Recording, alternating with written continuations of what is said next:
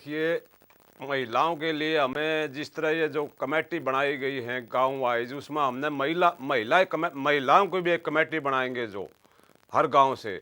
और उसमें हमने महिलाओं को जोड़ने के लिए 5-5, 10-10 महिला हर एक गाँव से कमेटी बनानी पड़ेंगी। जिस तरह पंचायत के रूप में खाप के जो पंचायत के हुए हैं महिला विंग बनानी पड़ेगी एक। और जब जाके इतना प्रचार होगा और जब इससे जो हमारी ये जो रेशो है ये जब सारा हरियाणा में फैलेगी और जब बढ़ेगी, इसके लिए हमने प्रचार और प्रसार की जरूरत है। बहुत ज़्यादा प्रचार करना पड़ेगा, मेहनत करनी पड़ेगी। प्रचार और प्रसार हमें करना होगा, लेकिन कुलदीप जी आपसे ज़रूर पूछना चाहूंगी कि हम इतने बड़े ज्वलंत मुद्दे पर बात कर रहे हैं, कन्या भ्रूण हत्या। आप क्या कारण मानते हैं कन्या भ्रूण हत्या का? देखिए, इसका एक मुख्य कारण तो हमारा जो दहेज की प्रथा रही है जी। आज इस भौतिकवादी युद्ध के अंदर धन का बहुत ज़्यादा महत्व है। लोगों ने ये सोच लिया कि अगर लड़की होगी तो वो पता नहीं कितने लाख रुपए में उसकी शादी, दहेज में कितने देने पड़ेंगे, गाड़ियाँ देनी पड़ेंगी। एक ये जो गलत सोच जो समाज में डेवलप हुई, एक कारण तो ये उसका ये रहा है जिसकी वजह से कन्या भ्रूण हत्या ज़्यादा होने लगी। नंबर 2, जब से ये अल्ट्रासाउंड की जो मशीनें आई जी। उसका भी एक बहुत बड़ा कारण रहा है। वरना तो पता ही नहीं लगता था। पीछे पुराने ज़माने में तो लड़का है लड़की भ्रूण में क्या है उसका पता ना होने के कारण ऐसी कोई सोच ही नहीं बनी थी। ये नई सोच आई, उसका दुरुपयोग हुआ। चीज़ तो किसी इलाज के लिए बनी थी, लेकिन उसका दुरुपयोग कन्याओं का क्या भ्रूण हत्या करने पर उसका ज़्यादा प्रयोग होने लगा। अब सरकार सख्ती से उसको उन डॉक्टरों के खिलाफ, उन अस्पतालों के खिलाफ जो ऐसा घृणित कार्य करते हैं, सख्त कदम उठा रही है। खाप पंचायतें भी, हमने भी अपनी जो गांव-गांव में कमेटियां बनाएंगे, निगरानी कमेटियां, वो जो जितनी प्रेग्नेंट महिलाएं होंगी गाँव की, उनका लेखा जोखा तैयार किया जाएगा।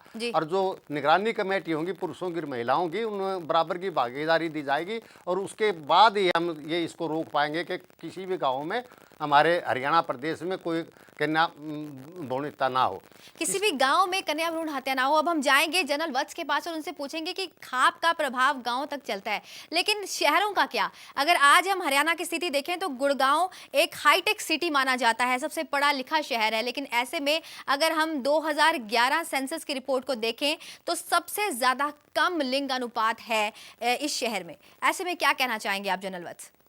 मैं ये कहूँगा कि गाँव को तो बदनाम किया गया है। ये पूरे हिंदुस्तान की मेंटेलिटी है कन्याओं के बारे में, और हमें एक बहुत बड़े पैमाने पे ये अभियान चलाना पड़ेगा।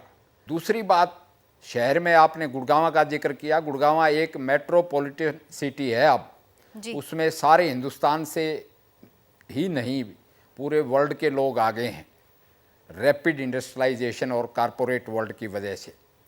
मगर चाहे कोई भी वर्ग हो, चाहे कोई भी समुदाय या धर्म हो, हिंदुस्तान की मानसिकता एक ही है, और उसमें लड़की को अहम दर्जा वैदिक काल में, पौराणिक काल तक तो रहा, मगर मध्यकाल में डाउन हो गया। इसमें जनरल वत्स, ये जो आप बातें बता रहे हैं, आपने उदाहरण बताए, नाम लिए, ये बातें सुनने में बहुत अच्छी लगती हैं, ये उदाहरण सुनने में बहुत अच्छे लगते हैं। लेकिन संतोष जी, मैं आपसे पूछना चाहूंगी कि इसी हाईटेक सिटी में महिलाएं ही महिलाओं की दुश्मन बन बैठी हैं। माएँ अपनी बेटियों को कत्ल करवाने के लिए खुद जाती हैं।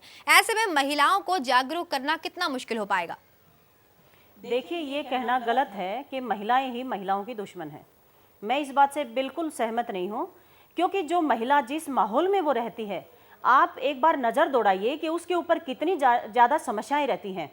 अकेली महिला कभी भी अपनी बेटी को अपने पेट में नहीं मरवाएगी, ये मैं वादा करती हूँ आपसे। और मैं बड़े कठोर शब्दों में ये कहूँगी कि इसके पीछे पूरे समाज की मानसिकता काम करती है। ये केवल महिला नहीं करवा सकती। अकेली महिला कहीं जाके अबॉर्ट कराए, ऐसा समाज हमारा हरियाणा अब तक नहीं है। तो ये कहना गलत है। गुड़गांव को क्या कहेंगे? गुड़गांव में जहां 78% महिलाओं का साक्षरता स्तर है और वहां के जो हालात हैं, आंकड़े हैं, वो चौंकाने वाले हैं। आप क्या कहेंगे कि क्या वो पढ़ी लिखी महिलाएं भी दबाव में जाती हैं? डेफिनेटली पढ़ी लिखी महिलाएं भी दबाव में रहती हैं, क्योंकि उनके ऊपर दबाव होता है अपने परिवार का, क्योंकि वो परिवार को तोड़ना नहीं चाहती, वो परिवार को जोड़ के रखना चाहती हैं। और ये मुख्य कारण होता है कि वो जब परिवार के सामने अपनी बेटी को नहीं बचा पाती, ये मुख्य कारण होता है। क्योंकि मैंने सर्वे किया है और मैं अब तक 35,000 लोगों के सिग्नेचर करा चुकी हूँ लड़कियां बचाने के लिए। उसमें यूथ का भी मैंने सिग्नेचर लिया है। यूनिवर्सिटी में जो बाहर से ऑल इंडिया से जो एथलीट्स आते हैं उनसे भी मैंने सर्वे किया है, ग्रामीण महिलाओं से भी किया है, पंचायतों में जाके भी किया है और मैंने सैकड़ों गांव का दौरा भी किया है। मैंने वहां जाके देखा कि महिलाएं अपनी बच्ची को नहीं मरवाना चाहती, लेकिन वो ऐसे माहौल में रहती हैं, बहुत सारे प्रेशर उनके ऊपर होते हैं, वो चाहती मतलब हैं कहीं ना कि कहीं हम ये पल-पल माने कि मेरी समाज का दबाव महिलाओं पर होता है और यही एक बहुत बड़ी चुनौती है अब हमारे खाप के सामने। कंडेला जी, मैं आपसे पूछना चाहूंगी कि अजन्मी बेटियों की हत्या को रोकने के लिए पंचायतों के पास क्या एक्शन प्लान है?